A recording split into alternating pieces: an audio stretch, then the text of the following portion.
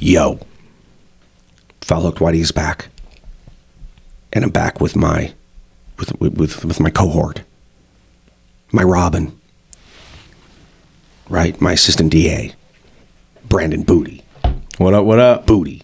I'm glad to be here. It's good to have you. I've been ranting a couple of episodes about my Cuba trip, and I've got part 3 coming out. So it was a crazy trip. It was a crazy trip. So, but fly fishing Nielsen ratings came in, and with some feedback from a local listener, I think. So we're now officially in the -5. -5. That's right. That means that there's so few people listening to this that it's actually in the negative. Right. That means the 5 people who are listening are there aren't 5 negative people listening. There's nobody listening. Okay. There's so few people listening. It's in the negative. That's the only way I can read that, because it's impossible. Yeah. Right. Yeah. But Beartooth 911 confirmed -5. So we're going to talk about something today that's weird. That's fucking weird. I get a text from somebody. And I got to admit, I don't know who it is. And if you're listening, if you're part of the -5, don't take that as a diss. I just, I get some texting here and there, and sometimes I should know who these people are, but I don't. And I don't give my fucking number out just to anybody. Right? So this text basically has got a press release. And this press release has got that a billionaire by the name of James Cox Kennedy. You ever heard of that name? I haven't. That's like if you translated that name as it pertains to fly fishing, compared to like Star Wars shit, the motherfucker's name would be like Dark Sith. I'm fucking serious, and I'll tell you why. Of all the well-funded legal challenges to Montana's high water mark, this individual, James Cox Kennedy, and this dude, like, he's big time. He's definitely a B word. You know what I mean by that? Yeah. He's a B word. Multiple B's, I think.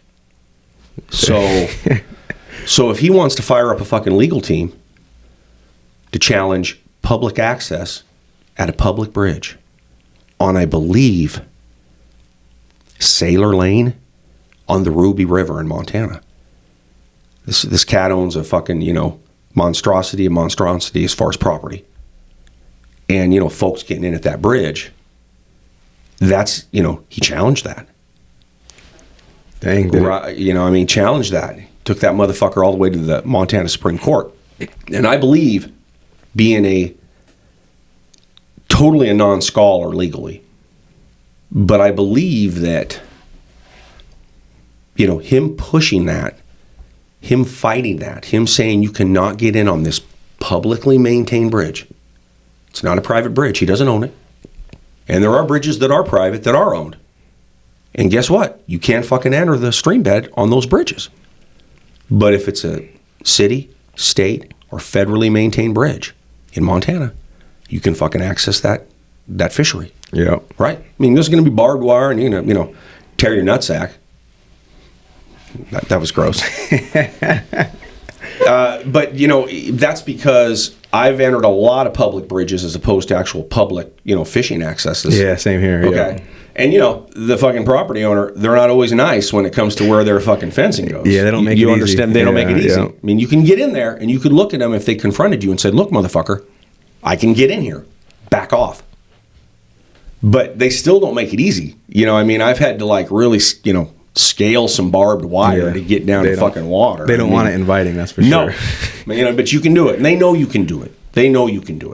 But this James Cox Kennedy cat said, no, you can't do it. And I believe that involved staff of that ranch kind of following folks like the whole time. So here you are wade fishing, right? Yeah. And this dude on an ATV is across the stream from you, motherfucking I-spying you the whole time. making sure you don't go past the high water mark. That, and I'm not going to make this in reference to this James Cox Kennedy property on the Ruby, but fuck, there's even been like drone security on anglers that get. Yeah, I mean, so that's not totally what this is about. Okay, but this text I got was a press release from this, and I believe this is Authentico, right? That said basically, James Cox Kennedy Industries or corporate blah blah blah just fucking bought Loop Tackle. Fuck. If this is true, and let's face it, I don't research anything I fucking say on this, but I believe it's true. That's weird as fuck. Yeah, that's kind of a conflict of interest. I do not. Yeah, I don't think anybody. It's not that it's necessarily knowing a lot about this dude, but it's interesting. And I mean, in terms of like his exposure corporately to what he's tried to do in Montana. But I know several people that were executives with the Public Land Water Access Association, which is the association in Montana that has really kept our public access. Yeah. I mean, these fuckers have legally defended challenges to the shit that you and I, we have something here that 75% of all the other states in our country don't have. Yeah. You're right. I mean, it's like, fuck. I mean, like, just forget about the business side of it. Just from a personal standpoint, an angling thing, that's been for me something, I'd fucking die for now. I mean, I just can't. I just can't imagine not being able to get in on these bridges, not being able to drop anchor in the water. All of it. It's crazy. Yeah, it's crazy. I mean, and just think that there's a lot of states where they don't have that fucking luxury. So this James Cox Kennedy challenged, public access all the way to the Montana Supreme Court over the course of several cases and several years. And again, basically defunded the privately funded advocacy organizations that benefit that access we just talked about. You get this? And fucking made them spend all their resources to defend our right to the high water mark. So this cat, who definitely did this and who owns the Atlanta Constitution Journal, which, at one time was one of the biggest, paper daily newspapers in the country.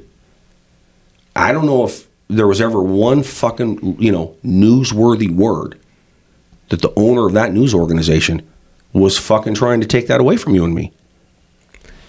Fuck, I don't think that was ever reported. Again, this is that newspaper entity, and who knows if it's even in fucking print anymore. Do newspapers still exist? Not a lot. Jesus. Right? You understand? But for decades and decades, that's a legit news, paper.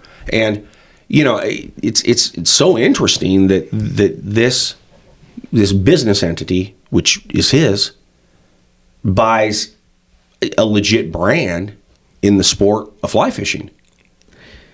Yeah, that's where it gets. I mean, I'm a retailer in this sport, and I'm not a Loop guy, but I know people that have been, and I mean, I think Loop is a credible European full service like brand, meaning definitely rods and reels, and I don't know, they might make high end sportswear, waders and boots too. I don't fucking know, but they're all European, and.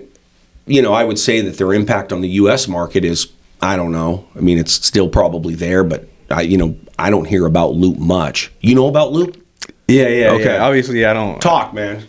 Tell me what you know about Loop. I mean that they're a bigger, fishing company, but I haven't, like you said, I don't know anyone that uses them. You know what I mean? Yeah, I think they have like a two-handed kind of reputation or something like that. I just see their stuff online a lot, But okay, so there you go. I mean, I'm not online, so I don't fucking know.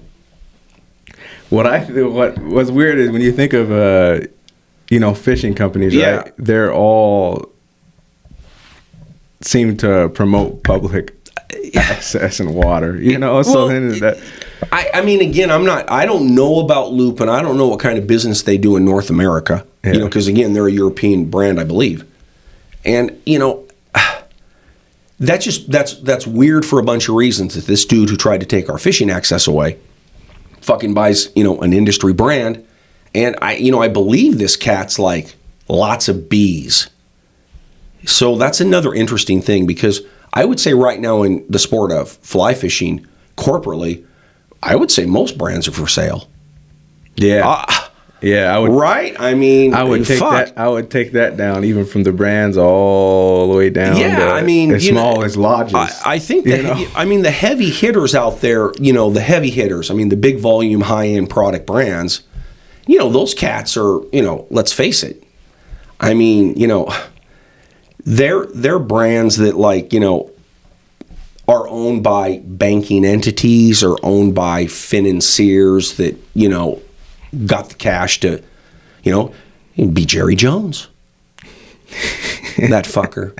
I'm so pissed off about Jerry Jones and the Cowboys. I'm not even going to get into it. It's been a rough year. I've been talking about a lot of non-fly fishing stuff, so I need to get back to what we talk about. So, him buying Loop, this James Cox Kennedy, is weird because, number one, he ends up breaking into this industry by buying an established brand, but doesn't really buy an established brand that is domestic or,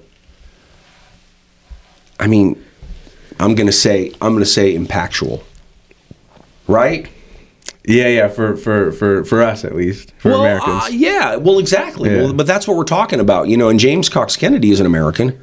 Yeah. And he's got an American corporation, but the fact that I saw a press release from his organization, his business, about buying Loop.